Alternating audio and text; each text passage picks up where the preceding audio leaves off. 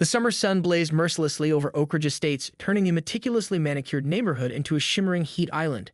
Derek Matthews stood at his kitchen window, watching his children, 10-year-old Emma and 8-year-old Tyler, press their faces against the chain-link fence separating their backyard from the community pool.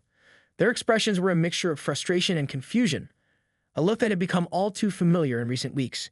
It had started with a certified letter, its crisp white envelope bearing the official letterhead of the Oak Ridge Estates Homeowners Association.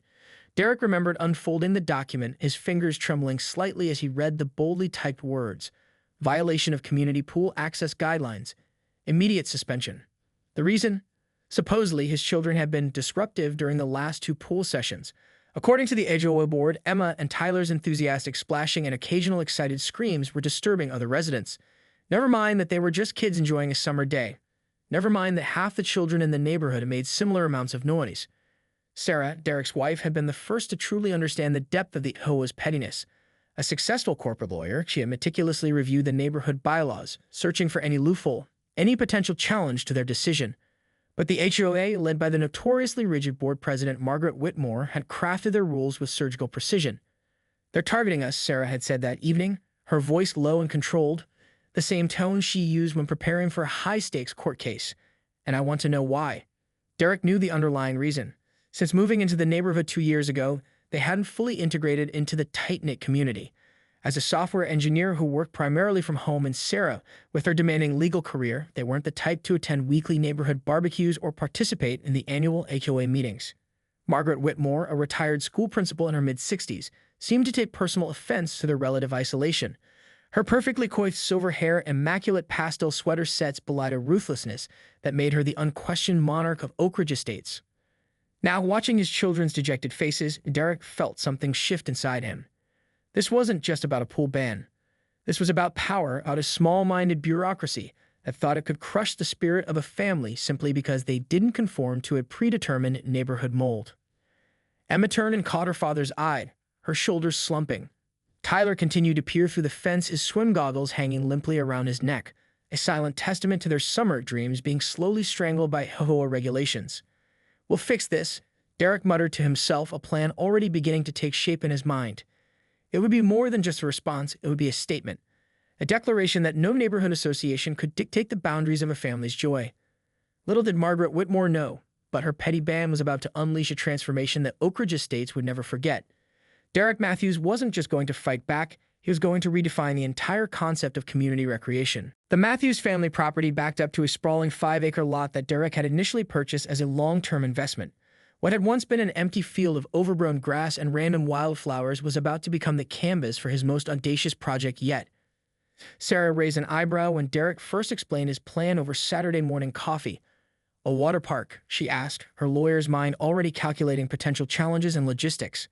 "Not just a water park," Derek corrected, spreading out architectural drafts across their kitchen island. "A statement. A community recreation center that will make the HOA's pool look like a kiddie sprinkler." His initial designs were modest but ambitious. Preliminary sketches showed multiple water slides, a lazy river, a zero-entry pool with interactive water features, and designated areas for different age groups. He'd spent years developing complex software algorithms. Designing a water park was just another intricate system to solve. The first call was to his old college roommate, Mike Rodriguez, now a civil engineer specializing in recreational infrastructure. Mike arrived the following weekend, a rolled-up set of blueprints tucked under his arm and a gleam of excitement in his eyes. "You're serious about this," Mike said, surveying the land. It wasn't just flat, it had natural elevation changes that would make for incredible slide trajectories and water flow dynamics. Emma and Tyler watched the planning with unbridled excitement. They'd been wounded by the HOA's rejection and now saw their father transforming that pain into something extraordinary. Emma, always the strategist, began making lists of potential features. Tyler, more hands-on, started sketching wild water slide designs that defied basic physics. Derek began researching permits, zoning regulations, and construction requirements. He discovered a fascinating legal loophole. Because the property was technically outside the HOA's strict jurisdiction, he could build virtually anything he wanted. The land sat in a county zone that had surprisingly relaxed recreational facility regulations. Financing wouldn't be an issue. Derek's software startup had been acquired 2 years earlier for a sum that made traditional budgeting almost irrelevant. What had once been abstract numbers in a bank account would now become a tangible monument to family resilience. Sarah, initially skeptical, began to see the broader implications. This isn't just about our kids anymore, she realized one evening. This is about creating a space that welcomes all families, that doesn't discriminate based on arbitrary rules. Margaret Whitmore and the HOA board would soon learn that targeting the Matthews family was a strategic mistake. What they saw as a quiet work-from-home family was actually a force of innovation, determination, and strategic thinking. The first construction vehicles arrived on a Tuesday morning. Giant earth movers began transforming the vacant land, carving out spaces that would soon become channels, pools, and recreational zones. The Matthews children watched in awe as their backyard metamorphosed from a simple field into what would become the most talked-about recreational facility in the county. Derek stood beside his children, a blueprint in one hand and a thermos of coffee in the other. Sometimes, he told Emma and Tyler, the best response to unfairness is to create something so incredible that the original problem becomes irrelevant.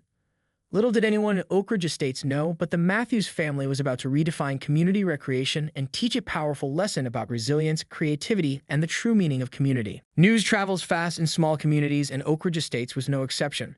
The first rumors about the Matthews project began as whispers, then quickly escalated to full-blown speculation. Neighbors would slow their cars while passing the construction site, craning their necks to catch a glimpse of the massive undertaking. Margaret Whitmore first heard about the water park from her weekly bridge club. Helen Jenkins, always the most gossipy of the group, leaned in with a mix of scandal and excitement. "You won't believe what Derek Matthews is building," she said, her voice dropping to a conspiratorial whisper. At the next HOA board meeting, Margaret couldn't contain her irritation. "This is completely inappropriate," she declared, her manicured nails tapping furiously against the conference room table. "We cannot allow some rogue homeowner to construct a water park right next to our pristine community." But the county permits told a different story. Derek had been meticulous. Every document was in perfect order, every regulation carefully studied and followed. The construction proceeded with military-like precision, with Mike Rodriguez overseeing every detail and Derek's software project management skills ensuring nothing was left to chance. The water park began to take shape rapidly. What had once been an empty field was now a complex network of pools, slides, and recreational areas. Derek had incorporated cutting-edge water management systems, solar heating, and eco-friendly design elements that went far beyond typical community pools. Emma and Tyler became the project's most enthusiastic documentarians. Tyler, with his budding interest in photography, created a daily video log of the construction. Emma maintained a detailed spreadsheet tracking every aspect of the park's development, a trait clearly inherited from her parents. Sarah's legal background proved invaluable. She anticipated potential challenges from the HOA and prepared comprehensive documentation. Each potential objection was methodically researched and countered. She contacted local media, subtly planning stories about the innovative recreational facility that would soon be open to the public. The first hint of the park's potential came during a community meeting. When Margaret Whitmore attempted to raise objections, she was met with unexpected resistance. Local families, tired of the HOA's strict regulations and exclusionary policies, began to show interest in the Matthews project. "It's not just about a water park," Derek explained to a local news reporter. "It's about creating a space that brings people together, that offers opportunities for families who feel marginalized by traditional community structures." The construction site became a local attraction. School groups would drive by, children pressing their faces against bus windows. Local teenagers began speculating about potential summer jobs. The economic impact was becoming impossible to ignore. Mike Rodriguez brought in additional experts, landscape designers, water safety specialists, and recreation management consultants. What had started as a personal mission was transforming into a professional-grade recreational facility. As the summer heat intensified, the partially completed water park began to look like an oasis. Sophisticated water features emerged, multi-level slides, a zero-entry pool with interactive fountains, designated areas for different age groups. It was clear this was no ordinary community project. Margaret Whitmore watched from her perfectly manicured lawn, her binoculars trained on the construction site. She knew something significant was happening, something that challenged everything she had worked to maintain in Oak Ridge Estates. Little did she know the Matthews family was just getting started. The water park was more than a recreational facility. It was a statement, a declaration of independence from small-minded bureaucracy. And its true potential was yet to be revealed. The grand opening arrived with a level of anticipation that Oak Ridge Estates had never experienced before. Local media descended upon the Matthews property, their news vans creating a caravan that stretched down the quiet suburban street. What had begun as a personal vendetta had morphed into something far more significant. A community event that promised to rewrite the neighborhood's social dynamics. Derek had strategically planned every detail of the opening. The water park, christened Freedom Waters, would offer its first day of operations as a free community event. Local charities were invited to set up information booths. Swim instructors from nearby communities volunteered to offer free safety classes. What Margaret Whitmore and the HOA board had intended as a punishment had transformed into a celebration of community inclusivity. The morning of the opening, a line began forming hours before the official start time. Families who had felt marginalized by the HOA's strict policies, teenagers looking for summer excitement, and even curious seniors gathered with anticipation. Emma and Tyler, now local celebrities of sorts, helped with the final preparations, their excitement palpable. Sarah managed the logistics with the precision of a military operation. She had contacted local media, ensuring maximum coverage. Press releases highlighted not just the water park's amenities, but its underlying mission of creating an open, welcoming space for all community members. Margaret Whitmore's response was predictable. She launched a final attempt to block the park's opening, filing a last-minute injunction that was quickly dismissed by the county board. Her bridge club watched in silent embarrassment as her power began to crumble. The park was a marvel of modern recreational design. Multiple water slides of varying heights and speeds catered to different age groups. A lazy river wound through the property, its gentle current promising relaxation. Interactive water features created play zones for younger children, while more adventurous areas challenged older kids and adults.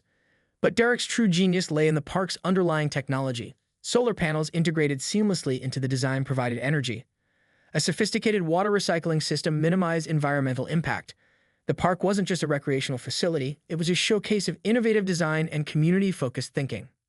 As the first visitors entered, the sounds of joy erupted. Children who had been previously excluded from the HOA pool now laughed and played freely. Families from different backgrounds found common ground in the shared experience of summer fun. Emma captured the moment perfectly in her daily vlog. "This isn't just about a water park," she told her growing online audience. "This is about what happens when you refuse to accept unfair treatment. This is about creating a space where everyone belongs." Tyler, ever the photographer, documented every moment. His photos would later be featured in local newspapers, capturing the pure joy of a community coming together. Derek watched from a slight distance, Sarah by his side. They exchanged a knowing look. This was about more than winning against the HOA. This was about creating something positive, something that would change the community's fabric. As the day progressed, the park became a living, breathing testament to the power of creativity, determination, and community spirit. Margaret Whitmore's carefully constructed world of exclusion was crumbling, replaced by something far more powerful, a space where everyone was welcome. The first day of Freedom Waters was more than a grand opening. It was a revolution wrapped in sunscreen and chlorine, driven by the simple belief that communities should lift people up, not shut them out. The aftermath of Freedom Waters' opening sent shockwaves through Oak Ridge Estates that no one could have anticipated. What began as a personal mission had become a catalyst for community transformation, and the ripple effects were just beginning to emerge. Within weeks, membership applications flooded in. Derek and Sarah had strategically designed the park as a nonprofit community recreation center with sliding-scale membership fees that made it accessible to families of all economic backgrounds. The revenue model was brilliant, sustainable enough to maintain the facility, but more focused on community impact than profit. Margaret Whitmore's influence began to crumble dramatically. At the next HOA board meeting, longtime residents who had previously sat silently now voiced their frustrations. The arbitrary rules, the exclusionary practices, the petty enforcement, everything was now under scrutiny. Emma's online documentation and Tyler's photography had created a transparent narrative that exposed the HOA's historical shortcomings. The local economy felt the impact almost immediately. Nearby businesses saw increased foot traffic. Families who would have previously stayed home now had a vibrant community gathering space. Local teenagers found summer employment. The water park had become more than a recreational facility, it was an economic engine. Sarah's legal expertise came into full play as she helped restructure the neighborhood's approach to community governance. She facilitated town halls, encouraged open dialogue, and helped draft more inclusive community guidelines. The rigid structure that Margaret Whitmore had maintained for decades began to disintegrate. Derek continued to innovate. The park became a hub for community education, offering swim lessons, water safety courses, and even STEM programs that leveraged the park's innovative technology. Emma and Tyler became junior ambassadors, teaching younger children and helping to run educational programs. The most unexpected transformation came from within the community itself. Families who had lived next to each other for years but never truly interacted now found common ground. Weekend barbecues replaced formal HOA meetings. Spontaneous community gatherings became the new norm. Margaret Whitmore's final stand came in the form of a desperate recall petition against the Matthews family, but her attempt backfired spectacularly. Not only did the petition fail to gain traction, but it also resulted in a community-led vote that effectively removed her from the HOA board. During one particularly memorable community meeting, an elderly resident stood up and addressed Derek and Sarah. "You've done something remarkable," he said, his voice cracking with emotion. "You've reminded us what a real community looks like." The water park became a model for other communities. Urban planners and community developers began studying the Freedom Waters model.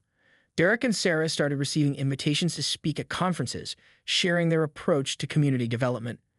Emma's documentation of the entire journey, from the initial pool ban to the park's creation, went viral. Her YouTube channel became a testament to the power of creativity, persistence, and standing up against unfair treatment. As summer progressed, Freedom Waters became more than just a water park. It was a symbol of hope, a blueprint for community transformation. The Matthews family had set out to solve a personal injustice and had ended up creating something far more significant, a new model of community engagement.